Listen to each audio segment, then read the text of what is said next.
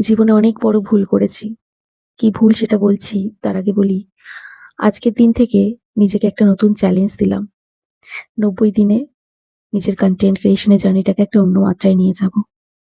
কেন জানেন তো? কালকে বাবা আইসিইউতে ভর্তি হয়েছে আর কাল যখন বাবাকে আইসিইউতে দেখছিলাম নিজেকে ভীষণ হেল্পলেস লাগছিল।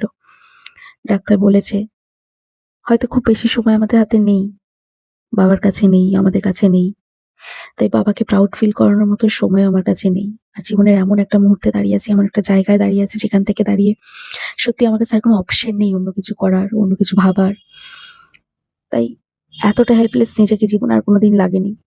কাল যখন বাবা আইসিইউতে ভর্তি হয়েছে, কাল সারারাত ঘুমাতে পারিনি। সারারাত নিজে এপাশ ওপাশ করেছি। ভেবেছি যে ঠিক ঠিক কি করতে পারতাম নিজের সাথে, নিজের জীবনের সাথে।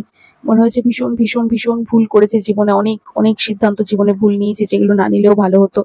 অনেকগুলো মুহূর্ত জীবনে এরকম এসছে যে মুহূর্তগুলোতে হয়তো অন্য কিছু করতে পারতাম। তাহলে আজকে জীবনটা অন্যরকম হতো।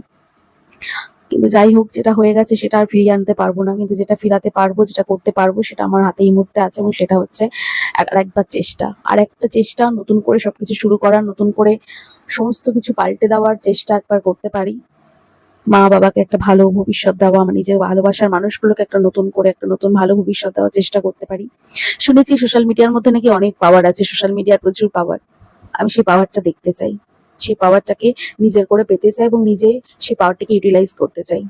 তাই আজকের মতো করে নতুন করে একটা জার্নি শুরু করব, নতুন করে একটা অধ্যায় শুরু করতে চাই। আমি জানি অনেক মানুষ অনেক কথা বলবে, অনেকে অনেক কিছু বলবে, নিজের পরিচিত লোকজন, আত্মীয় স্বজনের কাছ থেকে অনেক কিছু কথা শুনতে হবে।